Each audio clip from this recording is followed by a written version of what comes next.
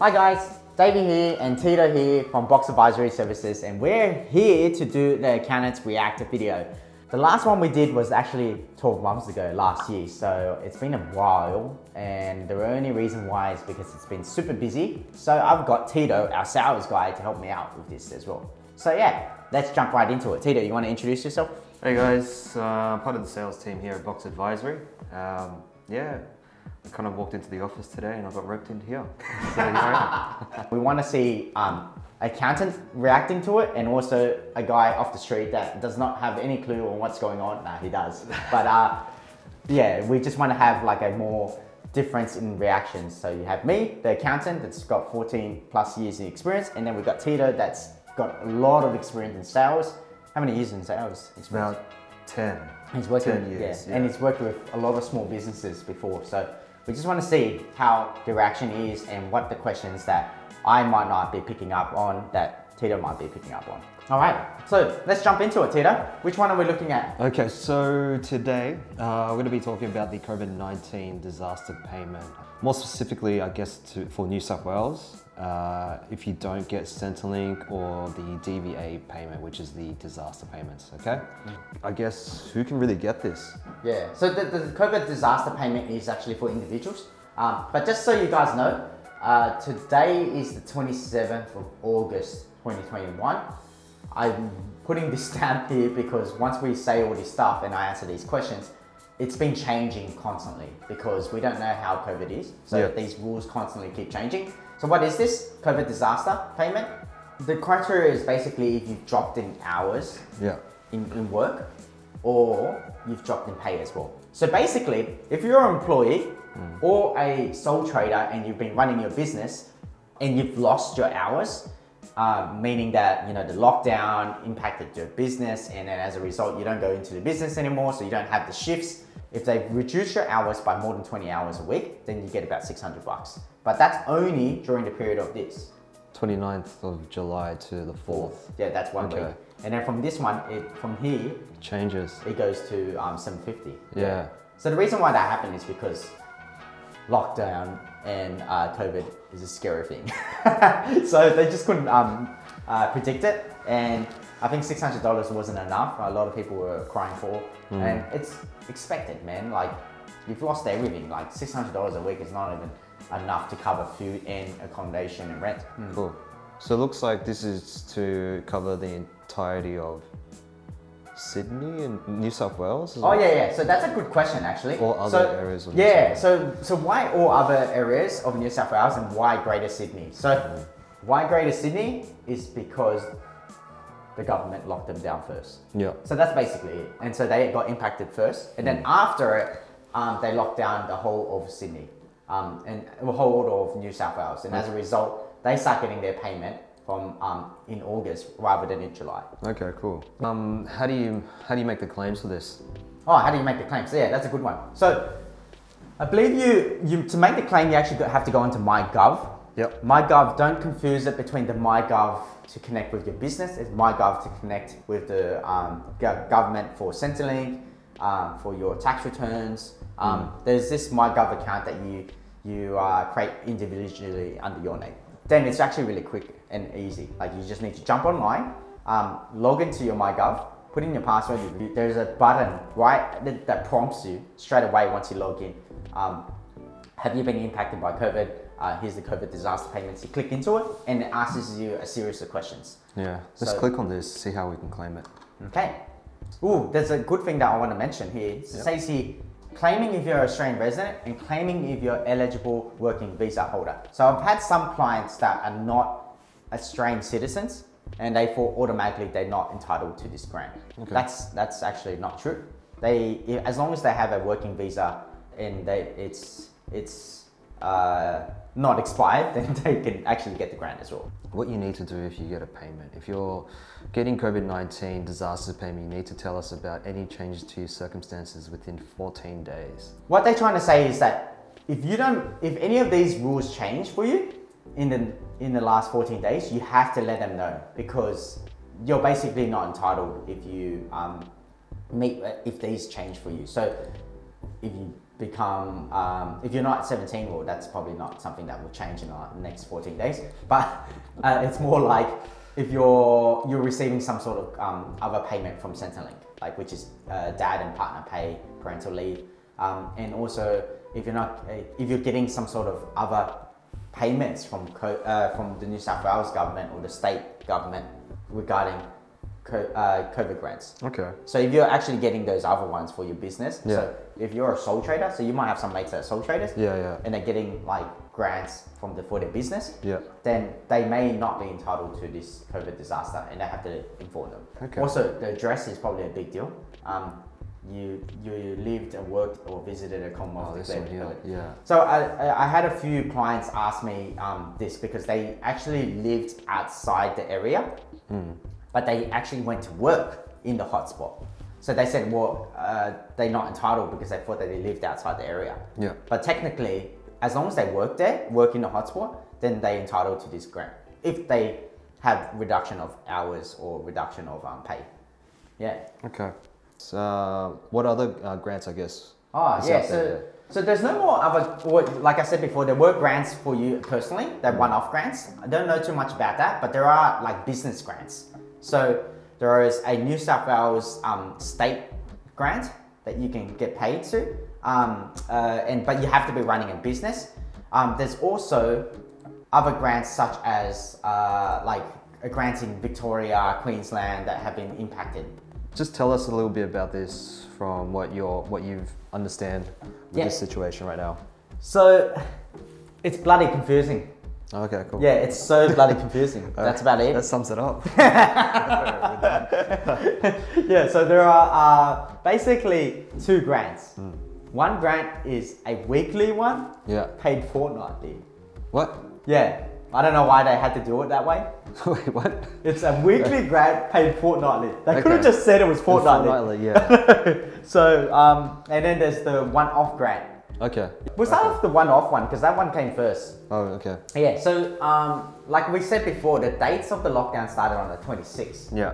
So 26th of June is when it started, and then what happened was Oh, here we are. 26th, yeah, all the way to the 17th. Yep, exactly. 26th to 17th, they decided we'll give you a one-off grant, Yeah. and that one-off grant is 7,500, 10,500, or $15,000. Yeah. So even more confusing, they decided to give different amounts Okay.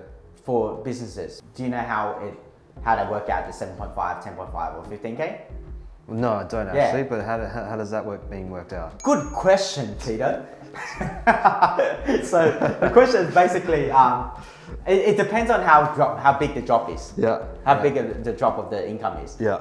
Initially, when the grant came out, it was determined on 2019. Yeah.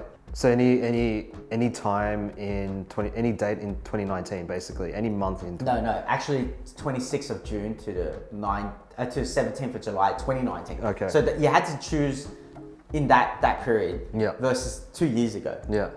And then, like I said, week by week, they kept just adjusting the rules. Yeah. So as you can see, let me just quickly show you. It's actually changed. So they said same period in 2019 or same period in 2020. Okay. So they've. Yeah. So they added this in later. And then they also added this one here. It's kind of like building a plane while it's still going down the runway. That's this mentality. Yeah. And I don't blame, I don't know if I blame the New South Wales government. I think like they're in a very tough situation. Yeah. Like you got this lockdown that they think they have it under control. Yeah. And it isn't under control, and they keep like putting in more rules. Yeah. And on top of that, like everyone else is screaming, going, "You've just cut all our income." Yeah. So they're trying to encourage people to stay at home, but they don't even have the processes to pay people. So that was the biggest issue. Yeah. They had to, in 1 month, less than 1 month or 2 weeks, they had to figure out how to pay people, businesses, figure out what the rules are, and figure out how to put it onto, tell everyone. Right. Yeah, so it was like I have to admit, it was one of the worst grants I've ever experienced, the rollout. Like the rollout of the grant has been one of the worst I've ever seen. But given the current situation, you know, at least there is a grant, right? That's right. At least there's money coming out. Well, the 2 weeks immediately prior to any restrictions of 12th June to 25th June, inclusive. Basically, 2 weeks prior to 26th of June, get the total sales that you've made. Yeah. Compare it to 2 weeks after 26th of June. And then if you're showing a 30% drop, so let's just say that 2 weeks prior to the to 26th of June, when the lockdown actually happened. Yeah. During that period, you made $10,000 for 2 weeks in sales altogether. And then 2 weeks after 26th of June, like you went into lockdown. So therefore you may have made less because you're a restaurant and some people ordered online. So your income went down to $6,000. So you've had a 40% drop in income. So they said that basically we'll allow you meet the requirement for the 30% drop. I think the reason why they put that in now is because they've noticed that a lot of businesses are struggling and they just need the money out. So they just put this clause in here. Yeah. So 7.5K to 10.5 or 15K. Okay. And the difference is on the grants is if you show 30% to 49%, yep, you get the 7.5. If you show, here it is, yeah, perfect. So if you show 50% or more, you get 10.5. Yep. If you show more than 70% of drop, you get 15K. Okay. And that's a one-off? One-off payment. Yeah. And that payment is actually representing it's supposed to be for 26th of June to the 17th of July. Okay. That's that one-off pay for that period? It's supposed to be for that period, yes. Right. Yeah. So does that mean a business can apply for another grant for the period after? Yes. So that's where JobSaver comes in. That's the weekly grant that's paid fortnightly. Okay. Eligibility requirement.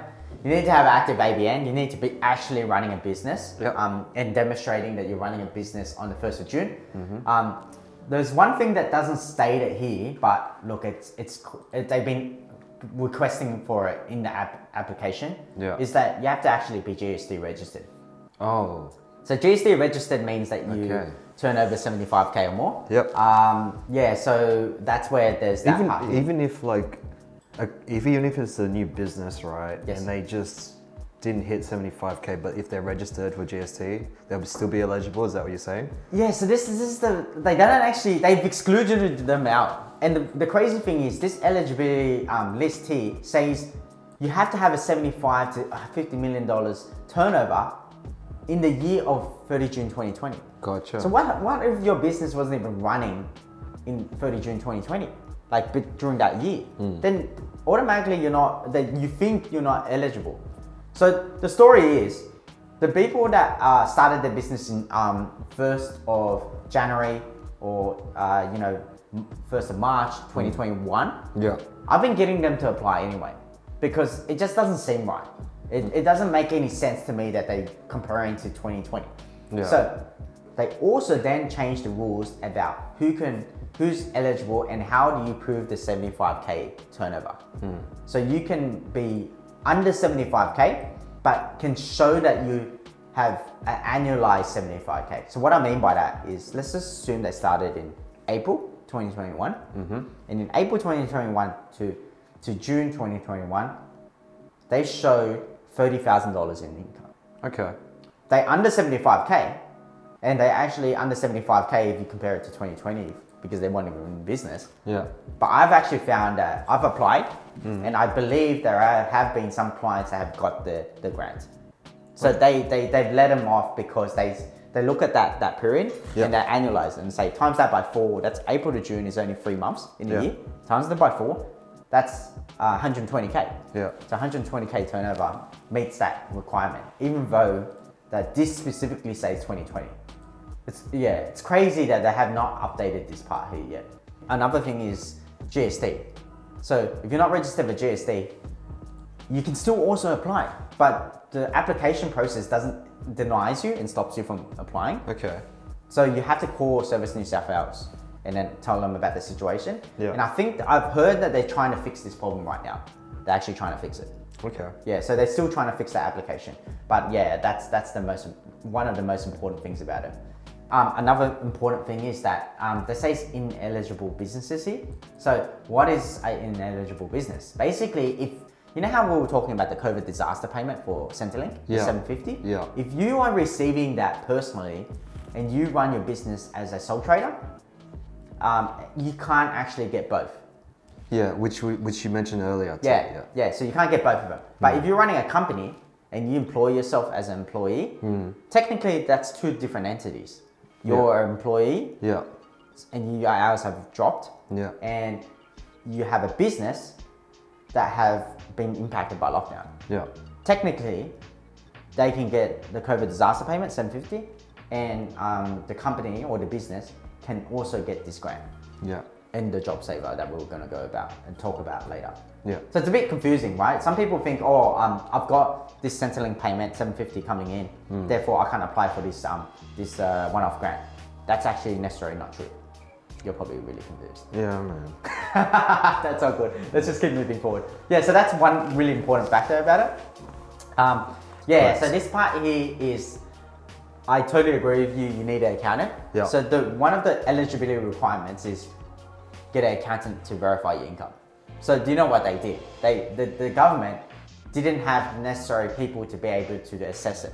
So what they did is they pushed all the work over to the accountants. They said, all right, get this letter to be verified by your accountant or qualified accountant or tax agent or a BAS agent to state that your income has dropped. So they just pushed all the work over to us. They made us become Centrelink for businesses. So we're the call centers. So basically what happened for the last month is my phone wouldn't stop ringing. And we did the work for the government. We obviously charge for it. Everyone has been charging. If your accountant hasn't charged, man, I feel very sorry for that guy. That guy or lady is a good person. You should treat him. You should treat him to lunch or something, or dinner, or a beer. Because it's been tough for us accountants. Like, you know, it's the busiest time of the year. It's July and August where tax returns are essential. Like, you know, everyone's locked down, so everyone wants money, so they want their tax returns done. BASs are due for June. People want to go to a bank to get a loan because they can use their last year's tax returns to go to a bank, so they want their taxes done too. And now we have this extra amount of work. And think about this, like it doesn't take 5 minutes to prepare a candidate letter. It takes us like half an hour to an hour. And the reason why it takes that long is because we need to review the numbers. We need to look at your accounting software. We need to look at your bank statements, and then we need to write the letter. Okay, all that I'd say average takes about 30 minutes to an hour. All right, and the reason why it takes longer is because it's not just one period we're comparing to. There was 3 periods, right? So we had to do that for this this grant. We also have to talk to them about COVID disaster payments. We also have to look at the other grant too, JobSaver, the weekly one that's fortnightly paid. So it's a lot of work. So that's like, I would say estimate an hour each client that we spend on extra. And imagine those accountants out there that have, you know, 500s or hundreds of businesses on their books. That's in a span of 1 month, they have to spend an extra 500 hours. Where the hell are we gonna get 500 hours from? Like, I literally had to work when I was sleeping to deal with this. That's insane. It's insane, right? Like, but yeah, look, I'm not complaining, at least I got a job, you know? He is complaining. Yes, he's definitely complaining. Sorry. Like, in the end, like, we're not as bad as all our businesses out there. So that's why I'm just saying that the government should have thought about that, but it is what it is, mate. Or what you also need is your tax return for 2020. Yeah, that's right. And then you need a BAS statement. Okay. However, the new businesses starting from April 2021 don't have a tax return, don't have a accounting statement. So how the hell do they do it? Bank statements, possibly? Yeah, probably bank statements, you're right. What I've actually done for our clients is I've got them to try to lodge their tax returns as quick as possible. So April to June, they started their business. So I can actually prepare the BAS for June 2021. And I also can prepare the tax return for June 2021. And I prepared that and I got them to submit that. And it's actually gone through. That's what I recommend to our clients that have started their business recently and they don't actually have the tax returns for 2020. They can use 2021. So I recommend that just because you're not eligible looking at these rules, you should still apply. Or you should speak to a qualified accountant that knows what they're doing. Yeah. Yeah, so let me talk about JobSaver. So JobSaver, let me just open up the grant. The dumb thing about this, sorry New South Wales government, but the rules are it's similar to the COVID one-off grant. So Australian business number, operating in June, aggregate turnover. Well, it makes sense. You need to have your ABN, right? Yeah. But look at this, the 30% drop in income. Same thing. Okay. So my question to the New South Wales government is, why don't you just make it automatic? Why do you have to apply again? Because I'm telling you, most of my clients, I had to remind them 3 times to apply again because they apply for the one-off grant and then they think that, okay, that's good, I've got it, that's all the grants I need. But really, there's another grant, a second one, which is a weekly or fortnightly grant, and you have to apply again. And the rules are exactly the same. The only difference they are asking for is you have to have employees, or you have to put in the employees' information, headcount, and their wages. Or if you're not employing anyone, like you're a sole trader, you basically just need to put in the person that you're applying for. It should have just been in one grant application. I don't know why there's 2. Like, it means more work for us accountants to do for our clients. It means more confusion for our clients as well. Yeah. So that was a really messy way of doing things. I don't agree with it, but like I said before, it was a timing thing. They initially thought it was only going to be like a lockdown for a week or 2 weeks. Yeah. Ended up being longer, so they created something like this. The big key difference with JobSaver to the one-off in terms of eligibility, the turnover drop in income. It's 30%. It's 30%, but they don't actually have a time limit. So see how it says 26th of June? Yeah. And the one before actually says 26th of June up to 17th of July. That's the biggest difference. So you just need to look for a period, 2-week period, from 26th of June all the way up to today's date or during the lockdown period. So August, you can look at 1st of August to the 14th of August, which is a 2-week period, versus 12th of June to the 25th of June, and see if there's a drop. Yeah. Yeah. So you don't actually need to look for that period of 26 to 17. Okay. For JobSaver. That's the biggest key difference. And then obviously the payments are different as well. So a lot of people are getting confused about this, but essentially the payment of the grant is minimum 1,500 per week, which is paid fortnightly. So it's $3,000, but it's basically equivalent to 40% of your weekly payroll. And the weekly payroll is like how much you pay in total gross wages for the week. Yeah. But the way they check that is they check your BAS. So you grab that number from your business activity statement. Yeah, so this here is 40%. So if you have like 10 grand or even like 100 grand worth of wages a week, like on your payroll, because you're a big business, it means that will pay you $40,000 a week. Yeah. So that means that in your bank account, you're gonna get 80 grand a fortnight. Yeah. Yeah. So the payments start from the 17th of July or 18th of July, they say here. So your first payment should be on the 31st of July. Okay. Yeah. So a lot of the big question they ask is a lot of my clients are asking, do I get back paid? Yes, you do.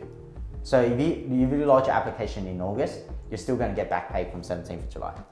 Yeah. Okay. I don't know if they're going to change the rules on that because New South Wales government is notoriously changing rules non-stop, but I hope they don't. But they've been back paying. And another question that gets asked is like, what happens if you use a comparison period from like, the latest, like 16th to the 30th or 16th to the 29th of August? If you use that period and you show a 30% drop, do you still get back paid till July, even though July could have been your biggest period in income? The answer is I have no bloody clue. Like I literally don't. It's still, I think they're still gonna pay it, but I'm not sure. All right, so recently, I think it was like a couple of days ago, they launched this. Which basically, they changed their game. So you know how I kept saying they're changing it? Yeah. A few days ago, they changed the rules again. They said that initially, you know, you had to be at a certain income level. Yeah. But they basically said now larger businesses in hospitality, tourism, recreation industries with even with a turnover of more than 250 mil, up to 1 billion can also apply for this. But look, this money is actually, it's called JobSaver. Yeah. It's called JobSaver. Yeah. So what do you think it's supposed to be used? To save jobs. Yeah. To save It's to jobs. save jobs. Save jobs. Yeah. But the crazy thing about this is that It's got other you don't costs. need to pay your wages and salaries for it. You literally don't. So these costs may include salaries and wages, which is what the namesake is. But Also utility and rent, financial, legal or other advice, marketing, communication, perishable goods, and other business costs. so how does that mean like JobSaver? Yeah. Like it's not actually for jobs. I thought the other grant, the one that we just spoke about just before was for these other... No, it's the same thing. The one-off grant is exactly like this. There's no rule for you to actually have to force to pay your employees. So you could literally stand down all your employees and apply for this grant, and you still have all that money in your bank account. Like you don't need to pay your employees. So how is this job saving? This isn't. To me, it isn't. It's, yes, it will keep the company going, it will keep the business running. But I'm just a bit worried about that part. I don't know how I have to feel about it. But I know JobKeeper, last year when we had JobKeeper, which is the monthly payment, the requirement was that you had to pay the wage, the JobKeeper amount to the employees. Yeah. This one here, you don't necessarily need to. Look, it's designed in a way to go, why the hell should I be in business anyway? Why should I run my business? So that everyone just stops running their business. Yeah. Which is kind of like sad. It's is. the weirdest thing I've ever seen in my life. Like the government telling us not to run a business. Like just here's money. I'm gonna just pay you and don't run a business at all. Like don't pay your employees. don't open up shop. Just stay at home and I'll just pay you to stay at home. Yeah. Why am I here? Yeah, Why am I in this office today? Yeah. Yeah. It's just, yeah, technically you don't even need to be here. Yeah. God damn it. Please don't leave me. Yeah, so that basically, it's a very strange way of thinking. And look, it's a pandemic. I totally get it. Yeah. I understand why they're doing it, but I just find it very, very weird. Yeah. But it is what it is, man.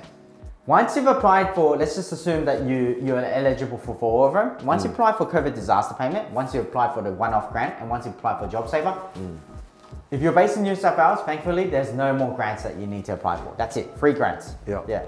So just remember that you have to apply 3 times. Yeah, that's it. And then if your staff are still down, then get them to apply for the COVID disaster payments as well. Okay. Yeah, very confusing, eh? Yeah. Aren't you glad that you came into the office? I'm so glad. Not really. All right, see you guys, mate. We're done.